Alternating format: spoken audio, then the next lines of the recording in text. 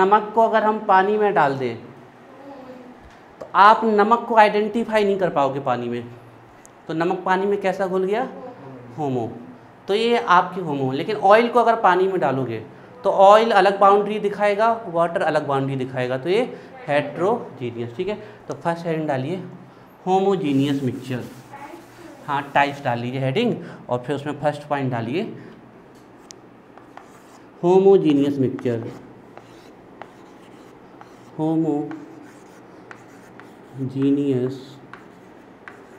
Mixture. अब आपको आगे जाके कई जगह पे होमो लिखा मिलेगा भविष्य में, तो आप समझ जाना जिसमें भी होमो लगा है उसका मतलब उसमें चीज़ें एक समान होगी, और जहाँ भी हेट्रो लगा है उसमें चीज़ें असमान होंगी। जैसे कोई कह दे होमोएटॉमिक मॉलिक्यूल, दूसरा कह दे हेट्रोटॉमिक मॉलिक्यूल, बताओ इसमें होमोएटॉमिक मॉलिक्यूल दोनों हैं। हाँ, वो कैसे आइडेंटिफाई किया? एक समान होमो, अलग अलग हेट्रो, है ना। जहाँ होमो हेट्रो का यही मतलब होता है, ये ध्यान रखना। होमोजीनियस मिक्सचर लिखिए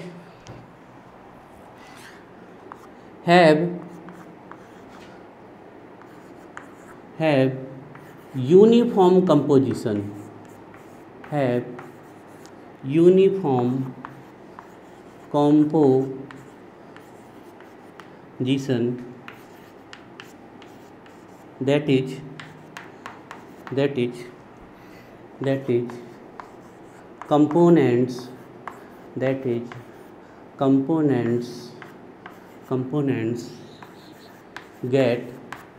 components get completely mixed,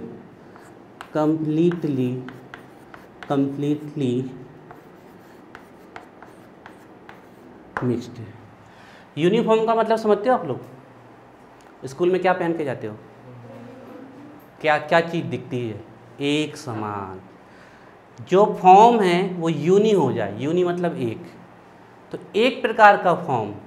तो आप लोग कहते हो ना जो पहन के, हम कहते हैं हम जो हमारे यहाँ यूनिफॉर्म ड्रेस है, मतलब एक समान ड्रेस है ना। तो यूनिफॉर्म कंपोजिशन का मतलब है कि इनका कंपोजिशन कैसा होगा? एक समान। मतलब जो भी आप मिलाओगे, जैसे सॉल्ट प्लस वाटर, वो कम्प्लीटली क्या हो जाएगा? मिक्स्ड हो जाएगा। तो have uniform composition, that means components get completely mixed. Example लिखिए। अब ध्यान रखना, अभी हम आप लोगों को सॉल्व करने के लिए देने वाले हैं बहुत सारे क्वेश्चन। एयर क्या है? Homogeneous mixture. बताओ यहाँ O2 है, CO2 है, दो तो हैं ही कम से कम। O2 CO2, O2 हम ले रहे हैं, CO2 हम रिलीज कर रहे हैं।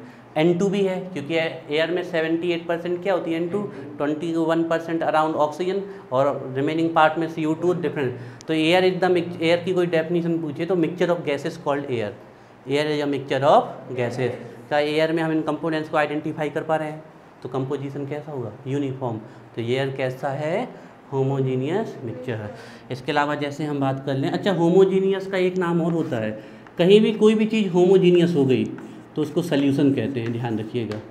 आपसे कोई सल्यूशन पूछ ले क्या होती है, तो ध्यान रखना homogeneous mixture is called solution. कोई भी चीज़ पूरी तरीके से घुल गई तो वो सल्यूशन कहलाते हैं। सल्यूशन सिर्फ सॉलिड और लिक्विड के नहीं होते, सॉलिड के भी होते हैं, सॉलिड गैस के भी होते हैं। एयर आपको याद रखना है ना, इसी में एग्जाम्पल में सल्यूशन आ जाएंगे आपके सभी, जैसे कि NaCl water, sugar water, urea water, carbohydrate water, दुनिया भर के है ना। Sucrose plus water. सुक्रोज का फॉर्मूला पता है आप लोगों को? सुक्रोज मतलब कैन शुगर, कैन शुगर मतलब गन्ने की Shankar. C12H22 this is the formula of sucrose. ये सुक्रोज का फॉर्मूला है, कैन शुगर भी कहते हैं इसे। It is a compound, yes एकदम। लेकिन अब इसको हम पानी में घोल देंगे तो ये क्या बन जाएगा? मिक्सचर बन जाएगा ना। दो कंपाउंड्स को घोला, मिक्सचर। कंपोजिशन जब हम शुगर को पानी में घोलेंगे तो ये घुल जाती है ना, तो कंपोजिशन कैसा? यूनिफॉर्म। तो एयर सुक्रोज प्लस वाटर है ना। एलॉयस, बहुत अच्छे से ध्यान रखिएगा। एलॉयस मतलब, एलॉयस की हिंदी जिसको पता है वो एलॉय को बड़ी आसानी से समझ। मिश्र धातु, धातुओं का मिश्रण, मेटल्स का मिक्सचर क्या कहलाता है? एलॉयस। जैसे कुछ एलॉयस के एग्जाम्पल लिखते हैं हम आपके सामने। ये 3 एलॉय जरूर याद रखना। Brass, bronze, third alloy German silver, German silver, brass, bronze, German. Brass copper plus zinc का एलॉय है। सॉलिड सॉलिड के मिक्सचर होते हैं एलॉय, सॉलिड वो और क्या होते हैं वो मेटल प्लस मेटल, नहीं मेटल मेटल। हालांकि कुछ एलॉयस में मेटल के साथ नॉन मेटल्स भी रहता है, इवन मेटलॉइड्स भी रहते हैं, लेकिन ज़्यादातर आपके एलॉय मेटल मेटल के। कॉपर प्लस जिंक से बनता है ब्रास, कॉपर प्लस टिन से बनता है ब्रॉन्ज, और जर्मन सिल्वर का कंपोजिशन है copper plus zinc plus nickel.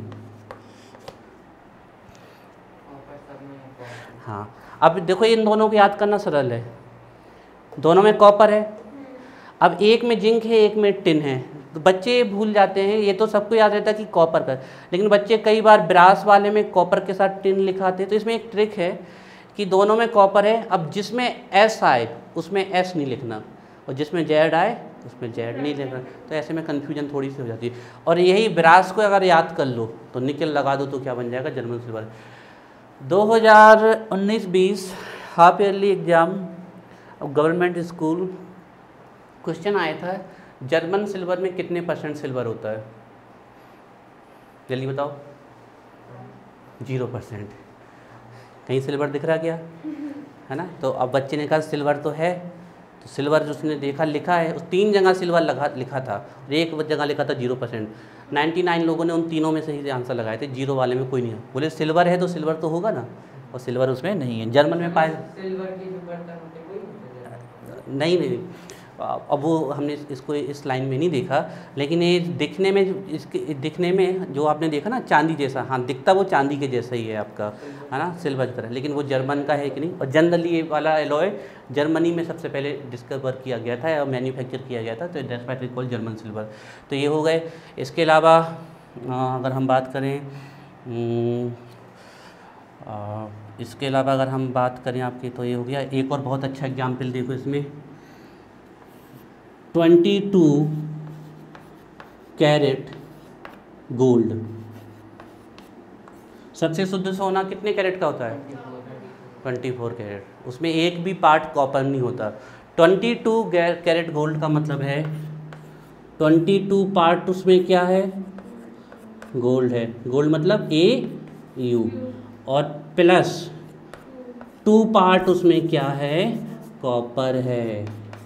This is the means of. चलिए नोट करिए। सर जो वायर होती है उसमें क्यों नहीं सर सिल्वर की वायर होती, वो भी तो ज़्यादा रिएक्टिव होती। कौन, जो मतलब बिजली की तार होते उसमें भी तो मतलब सिल्वर ज़्यादा रिएक्टिव होती है।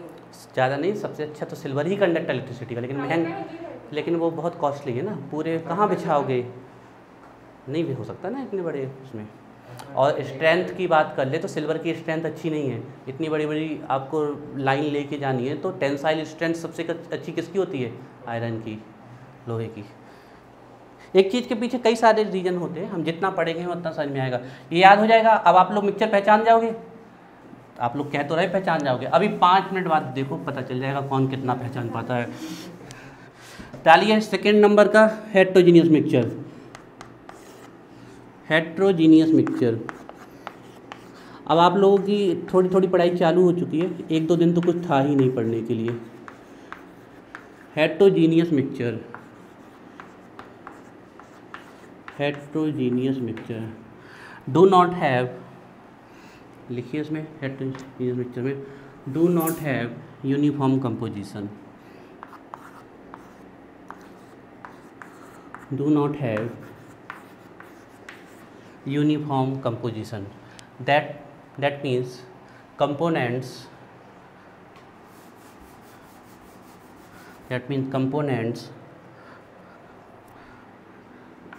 do not get completely mixed. That means components do not get completely mixed.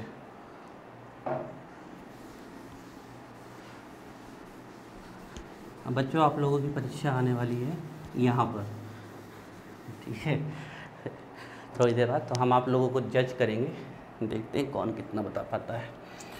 तो पहले हम कुछ हेटेरोजेनियस मिक्सचर के एग्जाम्पल लिख लें, जैसे कि oil plus water, it is a heterogeneous. Oil and water क्या मिक्स हो जाते हैं? नहीं हो सकता है। सैंड प्लस वाटर क्या मिक्स हो जाती है सैंड वाटर में? तो ये भी इसका एग्जाम्पल है। सैंड प्लस आयरन पाउडर क्या मिक्स हो जाएगा सैंड में आयरन पाउडर? अलग अलग दिखेंगे, है ना। अच्छा, सैंड में मान लो ये सैंड है, इसमें हमने आयरन बिल्कुल पीस के डाल दिया, लोहा पाउडर, बताओ कैसे अलग करोगे? मैग्नेट से। मैग्नेट इसके ऊपर फेर दोगे तो आयरन आयरन उसमें चिपक जाएगा, सैंड अच्छी पावरफुल मैग्नेट होनी चाहिए पर, है ना। इससे एक कहलाती है फिजिकल मेथड, जब आप चीज़ों को बड़ी आसानी से सेपरेट कर लो तो फिजिकल मेथड। अब हम कहें है वाटर, एक गिलास पानी लिया है और कहें इस पानी से H2 और O2 अलग करके दिखाओ, बीन लोगे? तो इसके लिए कौन सी मेथड लगेगी? केमिकल मेथड लगेगी, हो जाएगा, लेकिन ऐसे नहीं कर सकते हम। Heterogeneous mixture, oil plus water, sand plus water, sand plus iron filings. Filings का मतलब होता है टुकड़े, है ना, आयरन फिलिंग्स, या आयरन पाउडर लिख लो जो आपको अच्छा लगे। फिलिंग्स का मतलब होता है टुकड़े, आयरन पाउडर भी ले सकते हो। Oil plus water, sand plus water, sand plus iron fillings, ये सब आपके इसके एग्जाम्पल हो गए। चलिए, तो एक बार देख लीजिए आप लोग, फिर खूब सारी क्वेश्चंस देते हैं करने के लिए।